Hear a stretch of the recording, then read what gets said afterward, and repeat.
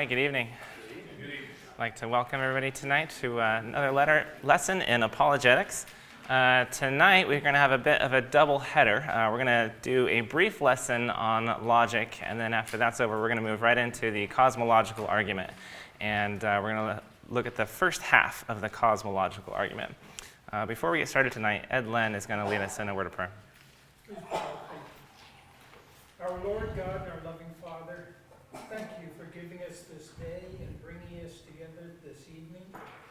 We pray, our Father, as we discuss things about logic, that we might absorb it and we can analyze better how we present the gospel and defend Scripture and help educate the friends and neighbors that we have around us about your word and the reliability of it. And especially, Father, that you would help us to communicate that gospel and your desire for all men everywhere to be saved. Pray now that you be with Brother Kevin as he leads class, with each one of us as participants, that we would open our hearts and our minds to the things that are said, and in view of the Scripture, apply them. Forgive us our wrongs, Father. In Christ's name we pray. Amen. Amen. Thank you, Ed. All right, let's start our class by reciting 1 Peter 3:15 together. But sanctify Christ as Lord in your hearts, always being ready to make a defense to everyone who asks you to give an account for the hope that is in you, yet with gentleness and reverence. Good. And somebody tell me, what is the command that's given in 1 Peter 3:15 and the purpose of our study? Selena. Yeah, sanctify is the imperative in the command. What's the full command that Peter gives us in 1 Peter 3:15? Yeah, Logan. Yeah, very good. Sanctify Christ.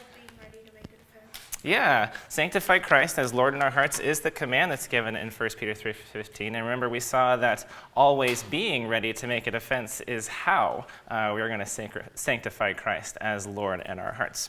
And somebody, using your own words, tell me, what does it mean to sanctify Christ as Lord in your hearts, will you? Yeah, to set apart Christ as what? Lord. As Lord. Can you use your own words?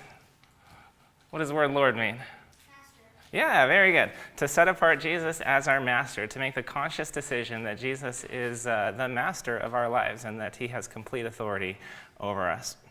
Somebody tell me, what is the definition of apologetics? Yes, Gabby.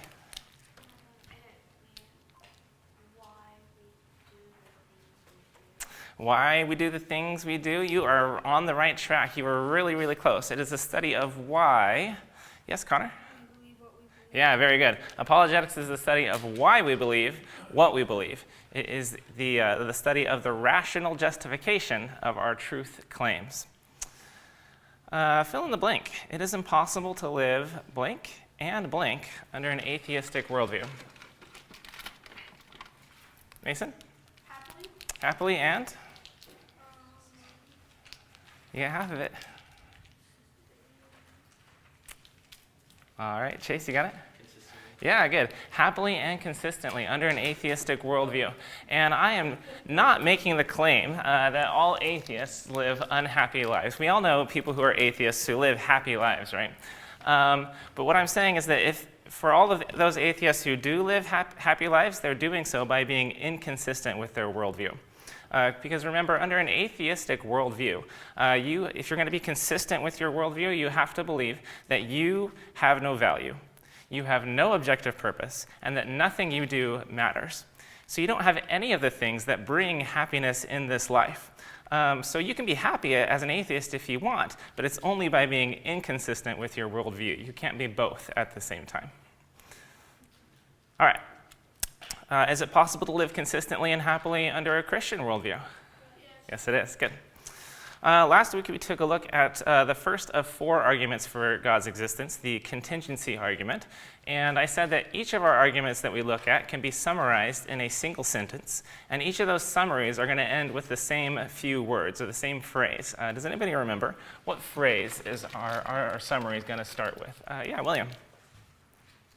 God is the best explanation. Very good. God is the best explanation for. And can somebody tell me, how does that summary end for the contingency argument? God is the best explanation for what, Logan?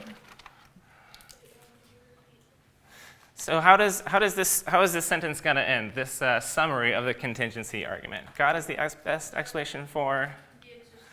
Good, the existence of the universe. So the thing that we observe in this argument is that the universe exists. And we showed last week that God is the best explanation for its existence. These summaries, by the way, are the only thing that I'm going to ask you to memorize besides 1 Peter 3:15. We're going to have 4 arguments, so there's going to be 4 summaries, and they make a really nice short list that you can just pull out of your pocket anytime anybody asks you for a reason for the hope that is within you. So we saw that the contingency argument centers around what is called the principle of sufficient reason. What does the principle of sufficient reason say? Everything that exists has what? Mason? Yeah, everything that exists has an explanation of its existence.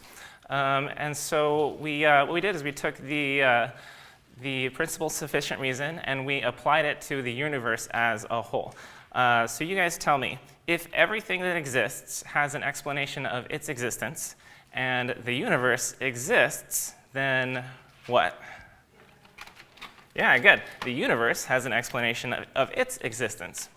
And if the universe has an explanation of its existence, what question naturally arises from that fact? Yeah, Logan? Yeah, what is it, right? What is the explanation of the universe's existence? Sorry, I didn't think I passed you a candy for that one. Yes, Chase? Oh, okay, hold on to that answer. I haven't asked that question yet, but we're going to get there. We saw last week that if you think that something like a glass ball in the woods demands an explanation for its existence, you also have to see that the universe as a whole demands an explanation for its existence, because increasing the size of the glass ball doesn't remove the need for an explanation. And as theists, we have a very easy answer to this question. Somebody tell me, what is our answer to the question, what is the universe's existence? Yeah, Gabby? Yeah, God created it. Very good. As theists, we say, well, something beyond space, time, and matter must have caused the universe to exist. God created it. What about the atheist, though? How are they going to answer this question? And we saw last week that the Big Bang Theory isn't actually a valid answer to this question. Can anybody tell me why? Why is the Big Bang Theory not a valid answer to this question? Yeah, Chase. Where did all that original matter come from? Yeah, so for those who couldn't hear Chase, he said, where did all of that original matter come from? We saw last week that the Big Bang Theory is simply a model of the expansion of the universe from being very tiny to being very big. But the Big Bang Theory doesn't talk about the origin of the universe. It doesn't talk about where that singularity comes from. So anybody who says that the explanation of the universe's existence is the Big Bang Theory doesn't understand what the Big Bang Theory is. The Big Bang Theory is simply a model, a scientific model of how the universe went from being very small to being very big. It doesn't say anything about where that very small universe came from. So if the Big Bang Theory is out, how does the atheist answer this question? Yeah, William? He said, I don't know. And I think he's speaking for the atheist there. The atheists don't have an answer to this question. And so, really, God is the only explanation that is offered for the existence of the universe. As theists, we say that God is the explanation for the universe's existence, and atheists, they don't have an answer to this question. But atheists don't just give up and become theists when they're confronted with this question. What do atheists do when they're confronted with this question? Yeah, Mason? Yeah, very good. So Mason said they'll say that it's impossible for the universe to have an explanation of its existence. What the atheists will do is they will object to the question. They'll say, we don't have to have an answer to this question. They'll try to say that it's an invalid question. And so last week we took a look at 3 objections that atheists raise against this question and how we can answer those objections.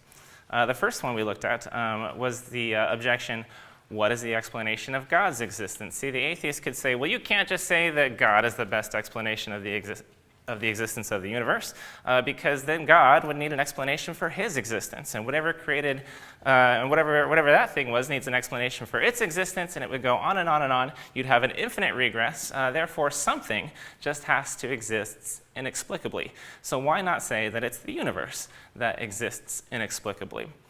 And does anybody remember how we answered that objection? Yeah, William?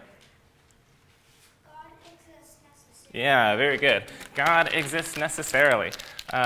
We showed that we are not saying that God does not have an explanation for his existence. He does. He does have an explanation for his existence. And that explanation is that God exists necessarily. He is a being that cannot fail to exist.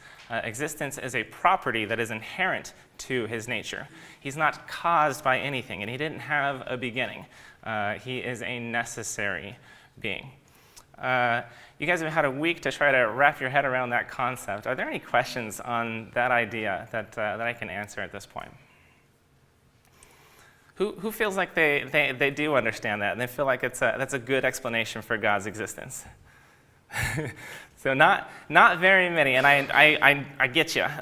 This is the reason why I left this lesson out of the first few times I taught this class, because I didn't get it. I didn't see how this was very compelling at all. I'm not surprised all the kids get it. I find that kids more readily understand this than adults do. So if you guys have any specific questions about how I can help show how this is profound, see me after class, and I'll do my best to explain it to you one-on-one. We looked at another objection that atheists have to the question, and that is they'll say that even though everything inside the universe has an explanation, the universe itself doesn't need one. Everything inside the universe has an explanation, we know that, and we'll grant that, but the universe itself doesn't need one. And what did we say we could say to that? Yeah, Mom? It seems to me that since God exists necessarily, you have to weigh that same argument against everything else, and the universe itself is not necessary. Right, good. And that's actually the third objection that we're going to look at. So go ahead and hang on to that. We'll look at that in just a second. But this objection isn't, the atheist isn't trying to claim that the universe exists necessarily. He's just saying that somehow the universe is exempt from the principle of sufficient reason. It doesn't need an explanation of its existence. So what do we say if the atheist says that? Gabby?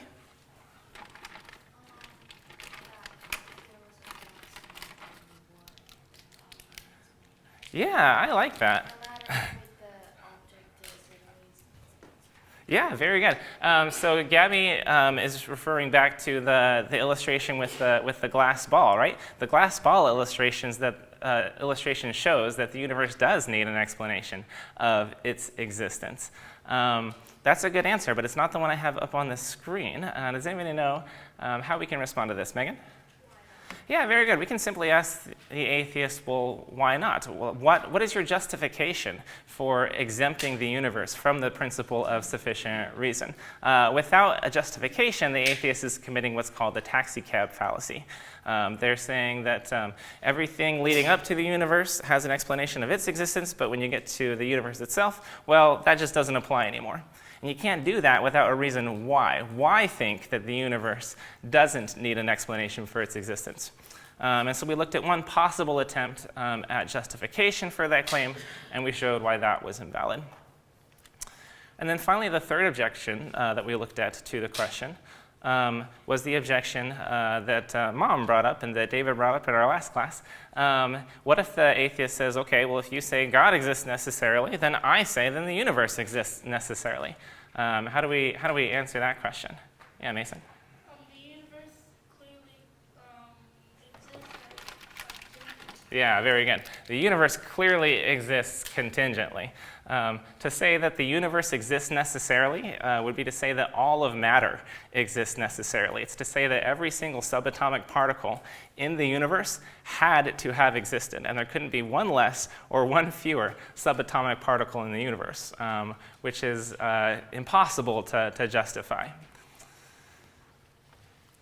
So it remains that when it comes to explanations of the universe, theists are the only one with an answer. We say that a transcendent being, a being that's beyond space, time, and matter, must have caused the universe to exist. The atheist doesn't have an answer to the question. And when they try to object to the question, we have reasons to show that their objections are invalid. Yes, Ed? The only excuse I've run into on the part of an atheist is, we don't know, we just haven't found out yet. And what that answer really does is put the atheist in the position of being God, to be able to specify that there must be an answer, we just haven't found it yet. Yeah. And that's just as inconsistent with what Yeah. you're saying. Yeah, very good. And atheists will accuse us of God of the gaps. We'll say that when we can't come up with a scientific explanation, we'll just say, well, God must have done it. Well, what you just described is atheism of the gaps. We don't know what the explanation is yet, but I'm sure we're going to find it eventually, and they have faith that there's going to be some other explanation for the existence of the universe that isn't God. Yeah. Kelly? So we've been facing the argument that somebody comes back and says energy cannot be created or destroyed. So there cannot be one less or one more subatomic particle because we can't create it and we can't destroy it. Okay. Well, to that, we would simply say that when we talk about God being the cause of the universe, or God being the explanation of the universe, we're talking about a being that transcends space, time, and matter, and does have the ability to bring matter into existence. That's what we mean when we say God. That is our explanation. Anybody else? Yes, Gabby. It's also a large scale to say all of them matter is necessary, because that means it has to never, ever fail to exist. Yeah. And we're made of matter, and we get to exist at least 1 second every day. Well, that's true. But to repeat what Gabby said, the atheist would have to say that matter would have to not be able to not exist. I'm not sure if I said that right. But things like us, we cease to exist all of the time. And to that, the atheist would just say, well, the subatomic particles that make up me and you, that make up this body, they don't get destroyed. They just transform into different forms. So that's how they would answer that objection. All right. Anything else? Any other questions about anything we've studied in the past before we move on to new material tonight? All right, so let's go ahead and take a look at our brief lesson on logic.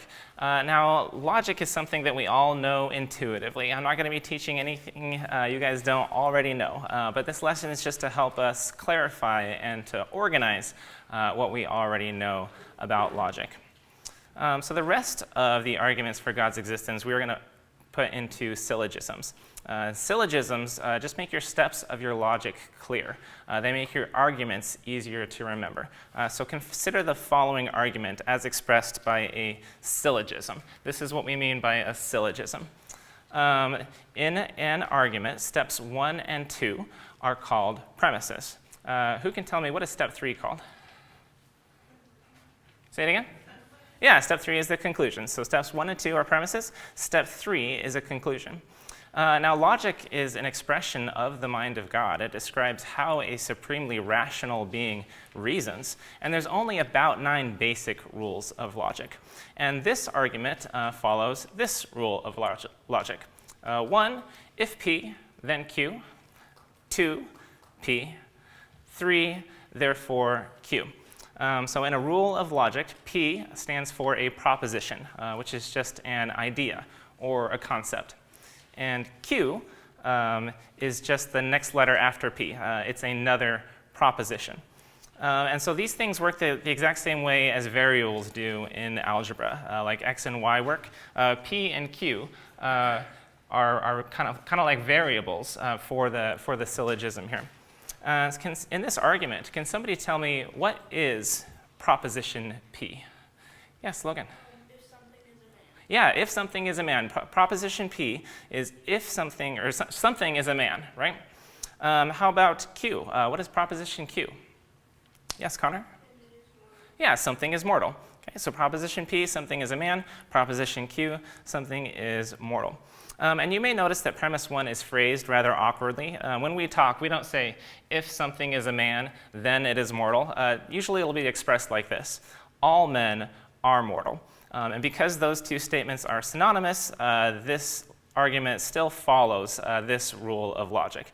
This rule of logic, by the way, is known as modus ponens, and you don't need to memorize that, but it just goes to show that they all have names, and there's basically nine of those rules of logic. So even though premise 1 can be phrased this way, it still follows modus ponens, even though the format doesn't match. Does that make sense to everybody? Okay.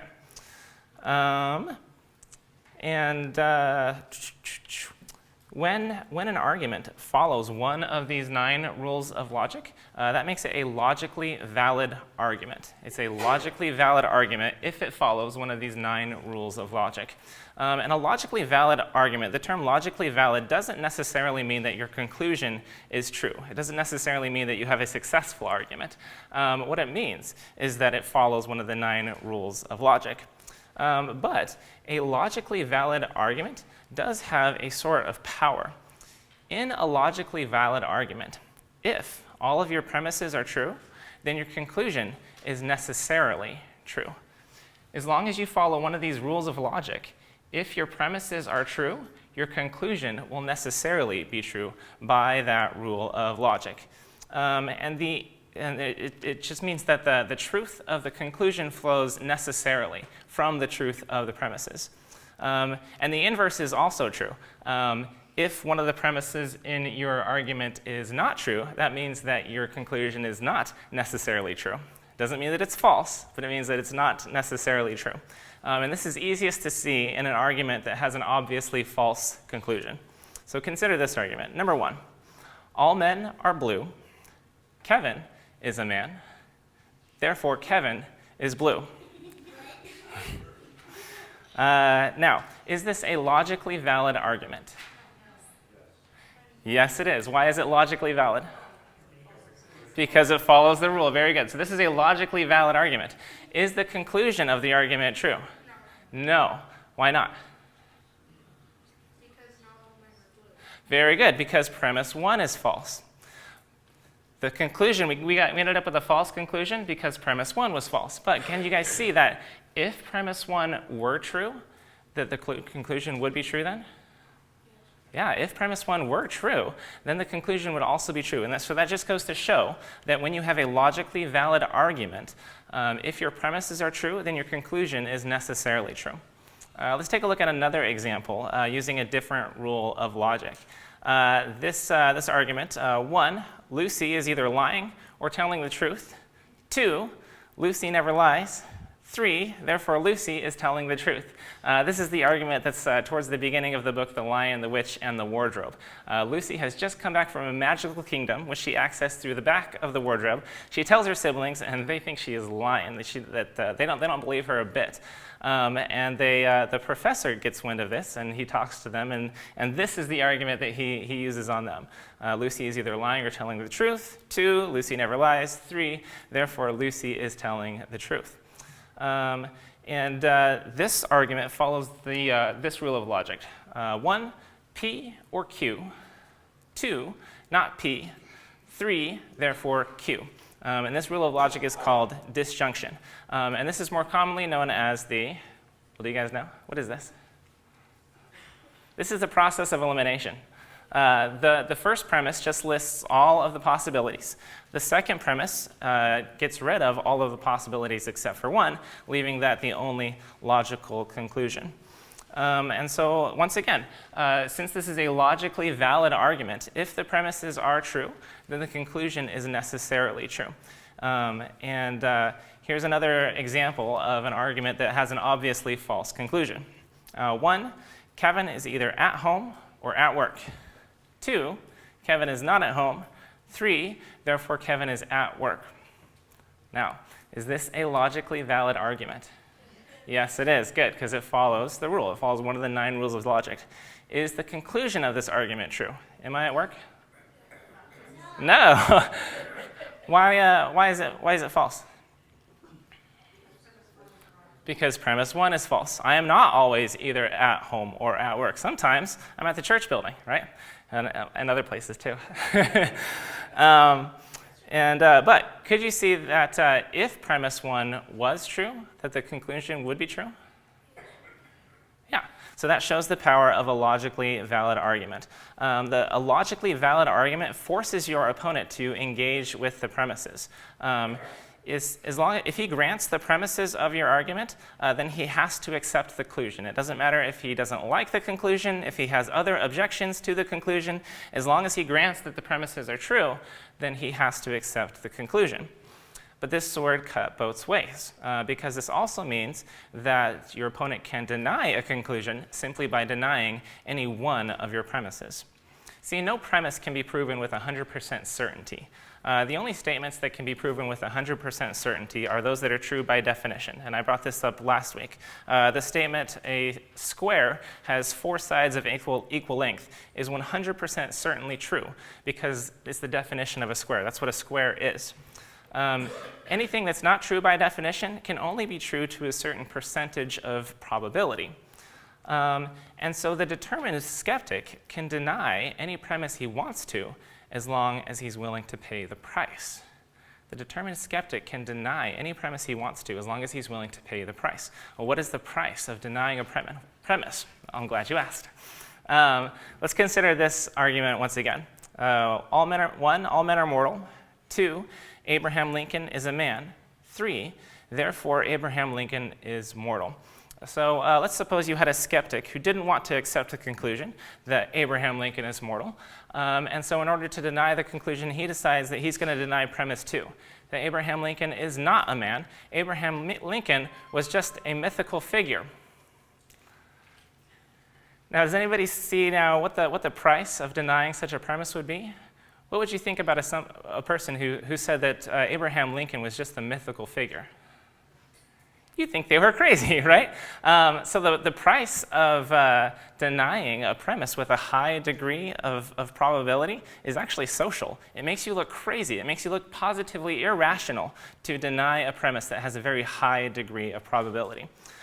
So we can't force anybody to accept a premise. But what we can do is we can raise the price of denying the truth of that premise. How do we raise the price of denying the truth of a premise? Yeah, Linda? History. Yeah, very good. She said history. We can offer evidence that supports the truth of that premise. The more evidence supports a premise, the higher its degree of certainty to be true, and the crazier it looks to deny such a premise.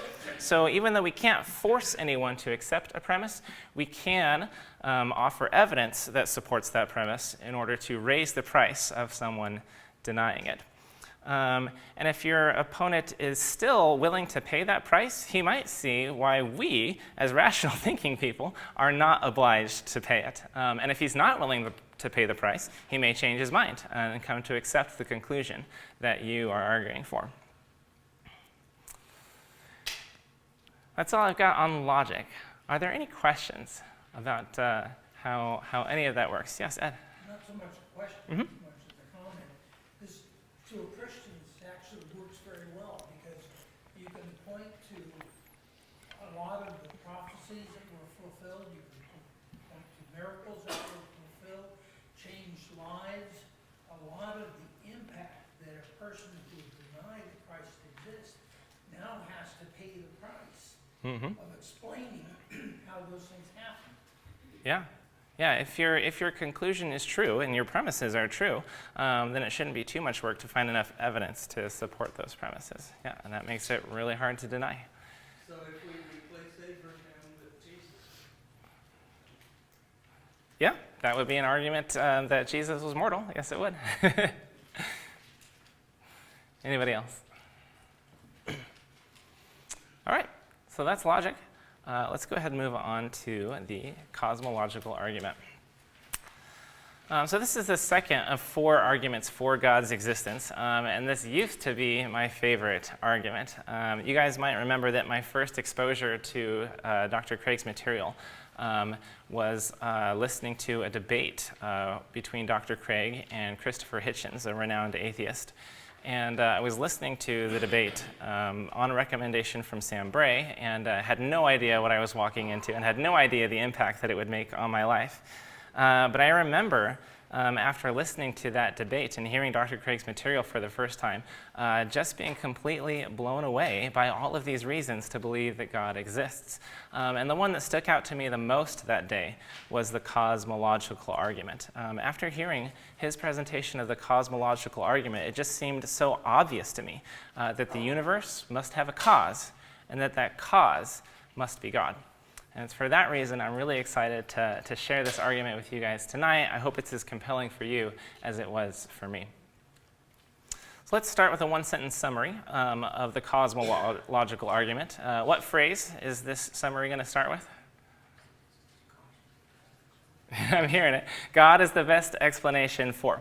The summary is God is the best explanation for the beginning of the universe. Can somebody tell me, what is the difference between the summary of the cosmological argument and that of the contingency argument? Yeah, Logan?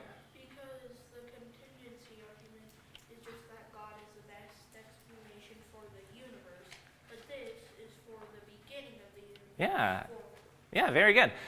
So Logan said that the contingency argument says that God is the best explanation for the universe, or the existence of the universe.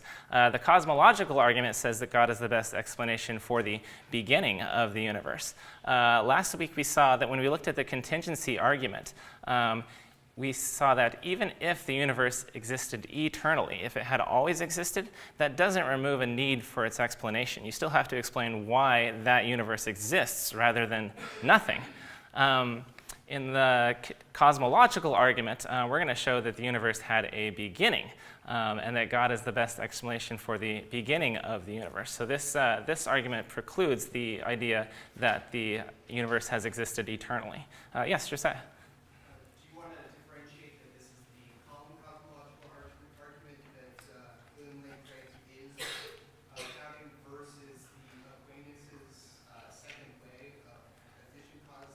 Yeah. It does state that if there was an infinite progression, it would still be needed for there to be a all alpha. Yeah, so Josiah brings up a good point. This version of the cosmological argument is technically known as the Kalam cosmological argument. It was not something that Dr. Craig originally came up with, but he revamped as part of one of his doctoral theses. And the version that he argues is the Kalam cosmological argument. So let's go ahead and take a look at the syllogism for the cosmological argument. Number 1, whatever begins to exist has a cause. 2, the universe began to exist. And can somebody tell me what the conclusion is going to be? What's 3 going to say? Logan? Therefore, the universe has a beginning. Not beginning. There you go. Therefore, the universe has a cause. Does everybody see how that works? This follows follows modus ponens once again, which is the first rule of logic that we took a look at earlier. If P, then Q. P, therefore Q. And because this argument does follow modus ponens, that makes it what? Logically valid. Yes, this is a logically valid argument, which means that if these 2 premises are true, then the conclusion is necessarily true. And that conclusion is that the universe has a cause. Now you guys might be thinking, wait a minute, Kevin, I thought this was an argument for God's existence, and this conclusion just says that the universe has a cause. Where does God come into this?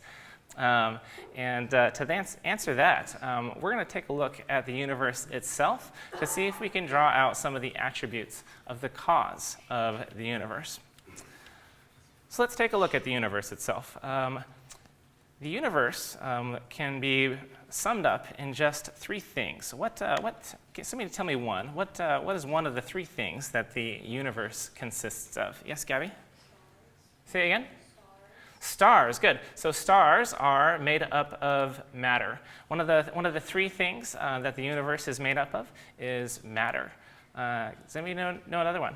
William? Space. Yeah, very good. Space. And does anybody know what the last one is? Chase? Time, very good. Matter, space, and time. So matter, all of the things in the universe, space, the space that those things exist within, and time, that it's all moving through.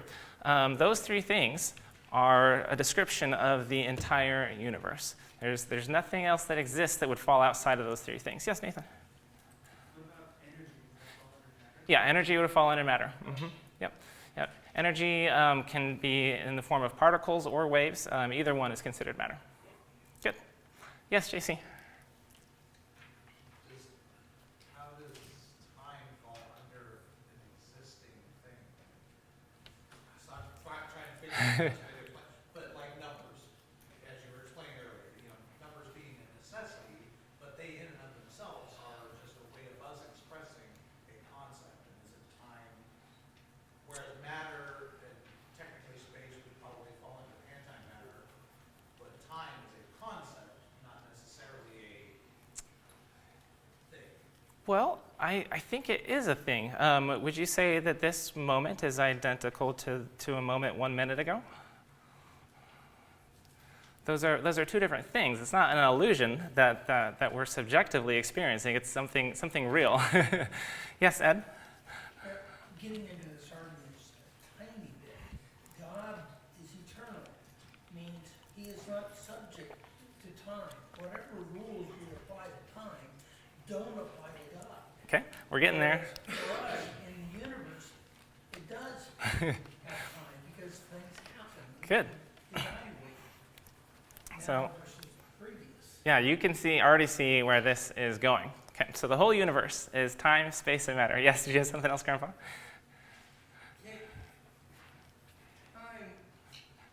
is the movement of matter through space. Not exactly.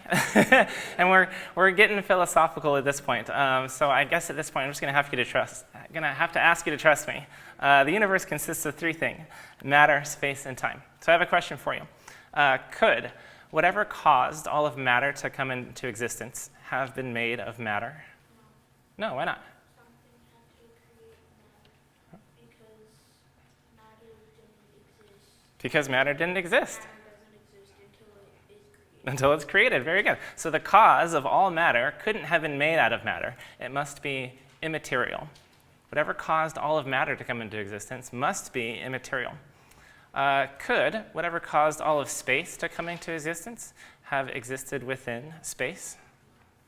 No, why not? Because space is also something that would have to be made of another thing immaterial. It would have to be made, right? There wasn't any space before it was created, so the cause of all space could not have existed within space. So the cause of the universe must be spaceless. Could whatever caused all of time to come into existence have existed within time? William? No, why not? Because someone or something had to create it. Because there was no time yet, right?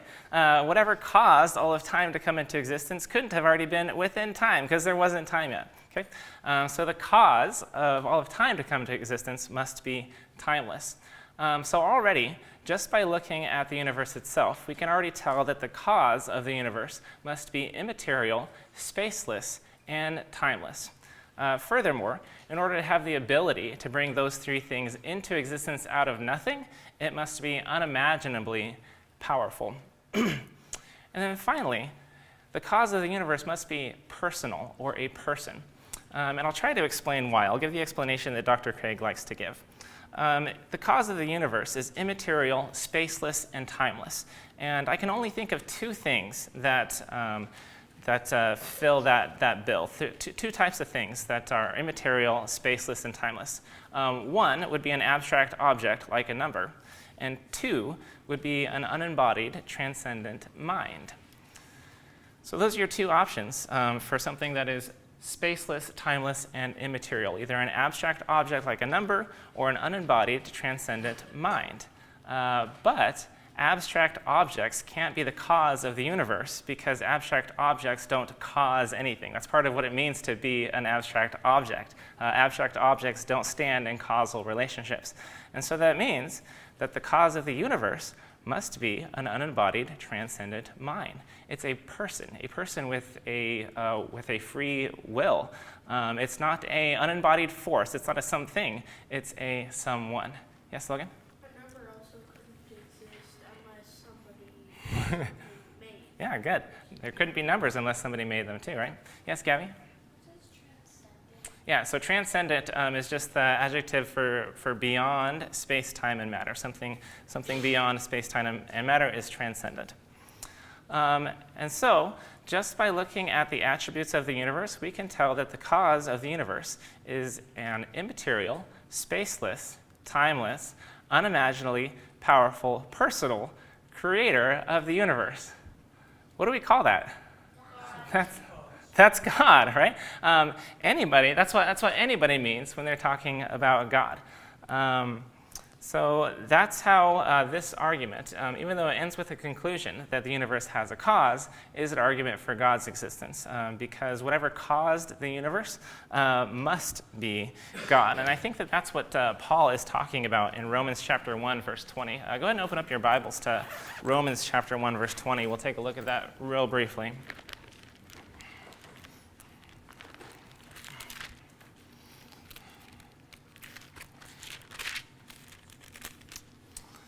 Romans 1:20 says, "For his invisible attributes, namely his eternal power and divine nature, have been clearly perceived ever since the creation of the world in the things that have been made, so that they are without excuse." So Paul here says that nobody has an excuse for thinking that God does not exist, because just by looking at the universe itself, you can tell that God exists. And I think that this concept right here is what Paul is talking about. The universe is time, space, and matter. Whatever caused time, space, and matter to come into existence must have all of the classical qualities that we would know as God. All right. So as we said before, this is a logically valid argument, which means that if the atheists want to deny the conclusion, they must deny one of the premises. But which one of these premises is he going to deny? Whenever you deny a premise, you are going to have to make a statement of your own. For example, if you wanted to deny the premise that all men are mortal, you are making the statement that some men are immortal. What kind of statement would the atheist be making if he denies premise 1, that whatever begins to exist has a cause? What statement of his own is he making there? Yeah, that some things begin to exist without a cause, right? How about premise 2? What if the atheist wants to deny that the universe began to exist? What statement of his own would he be making? Yeah, the universe has always existed, that the universe never began to exist, that it's eternal, that it has always existed. So which of those two statements is the atheist going to make? Is he going to say that some things come into existence without a cause, or is he going to say that the universe has always existed? We're going to look at both of those, and up until the last century, atheists have always denied premise 2 by making the claim that the universe has always existed. But the scientific evidence for the beginning of the universe has become so strong lately that atheists have begun to deny premise 1. And so tonight, we are going to try to raise the price of denying premise 1 by supporting it with evidence. Yes, Jason? I was just going to say, since they believe in the Big Bang, then that would immediately go against you said. Yeah, good. All right, so premise 1 says that whatever begins to exist has a cause. Now, right off the bat, we should never even have to defend premise 1. The fact that atheists attack premise 1 at all speaks to their desperate attempt to escape the conclusion. because just like in the contingency argument, premise one is not something that somebody made up. Just like the principle of sufficient reason isn't something that somebody made up. It's something that we all know intuitively. Premise one is just a restatement of the law of causality. And the law of causality says that every beginning or change of existence has a cause.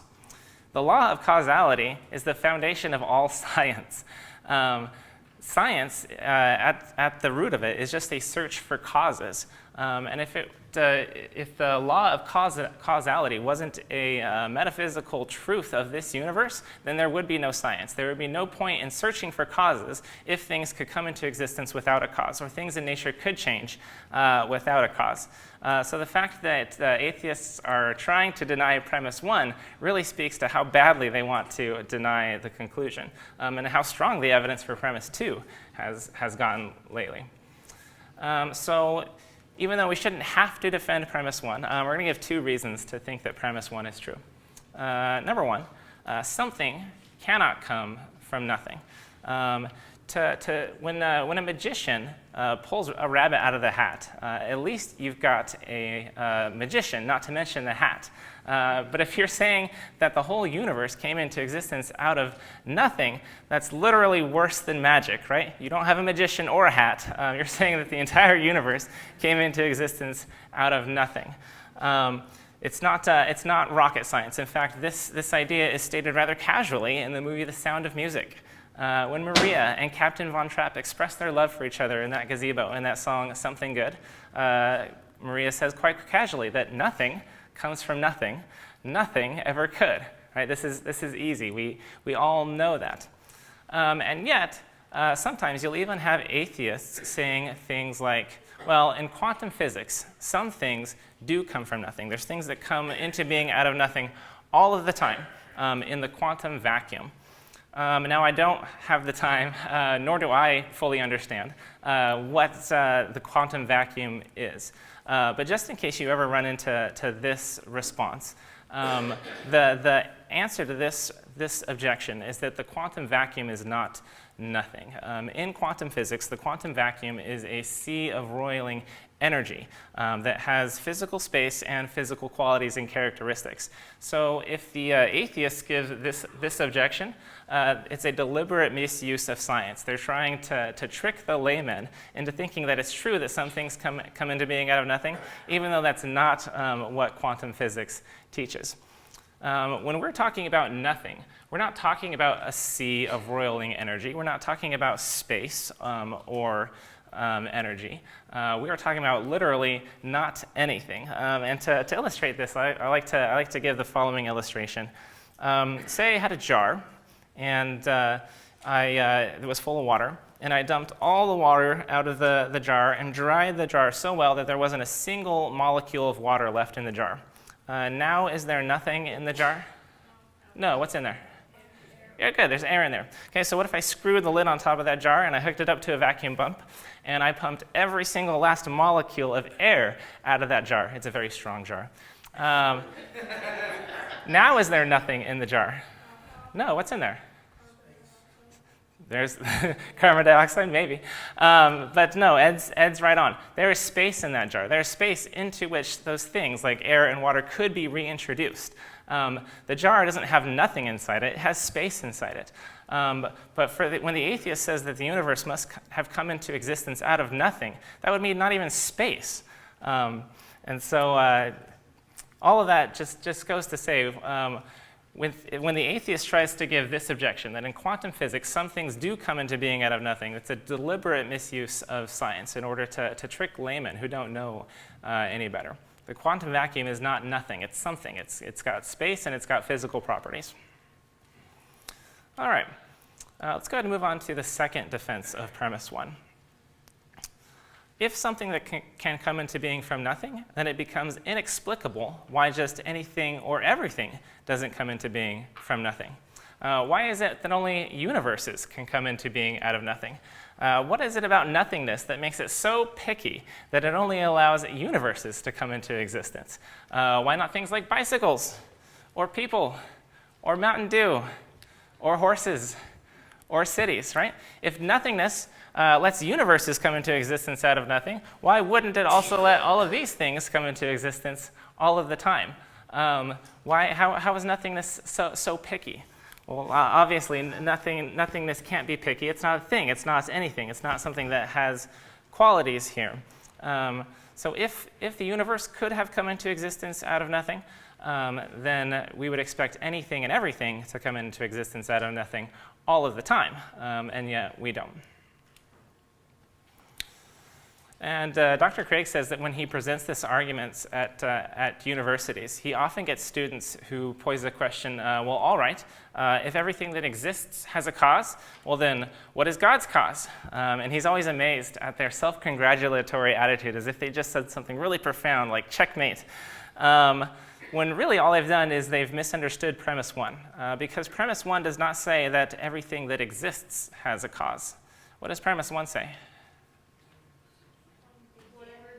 Everything that begins to exist has a cause. Did God begin to exist? No, because he's a what? What kind of thing doesn't begin to exist? Spaceless, immaterial, unimaginably powerful, personal God. Good. Think back to the contingency argument. What type of being doesn't come into existence and doesn't have a cause? Very good. A necessary being. God is a necessary being. He didn't begin to exist, and so he does not have a cause. All right. So that's premise 1. The cosmological argument states that whatever begins to exist has a cause. The universe began to exist, and therefore the universe has a cause. And we saw that in order to deny the conclusion of this argument, the atheist is going to have to deny one of the premises in the argument. And the evidence for premise 2 has become so strong lately, the scientific evidence for premise 2 has become so strong lately, that atheists have begun to deny premise 1. They've begun to say that some things come into existence without a cause. But to say that something that can come into existence without a cause is literally worse than magic. And it would mean that the law of causality doesn't hold true, and there would be no foundation for science. And if some things could come into existence out of nothing, like the universe, then we would expect anything and everything to come into existence out of nothing all of the time, and yet we don't.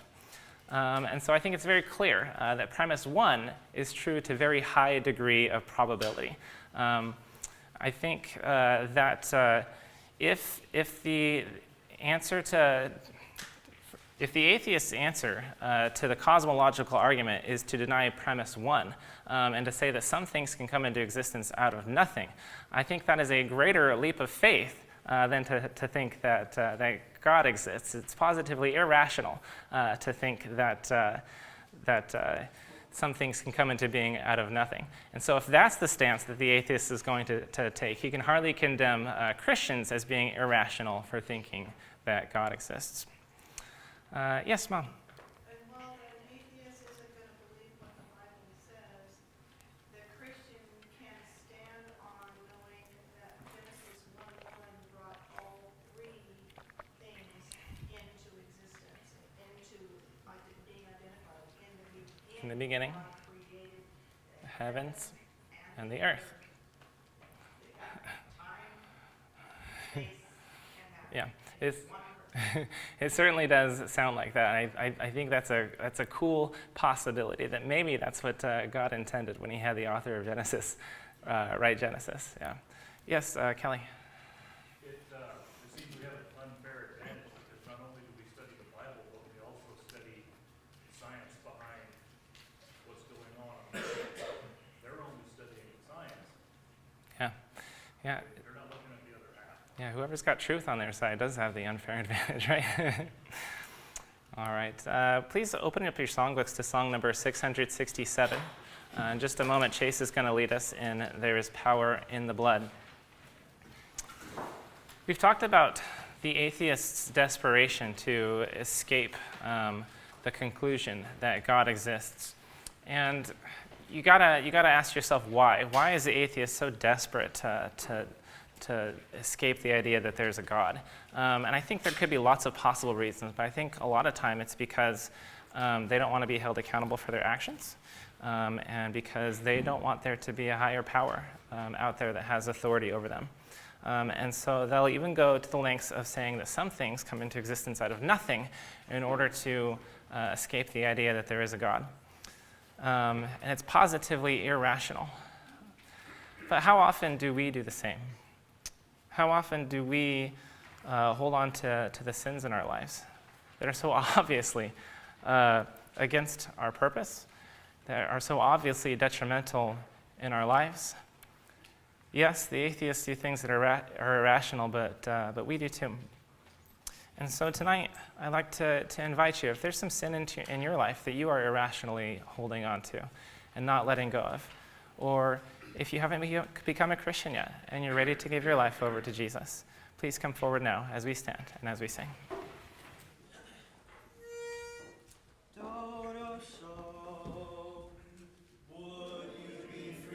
From the birth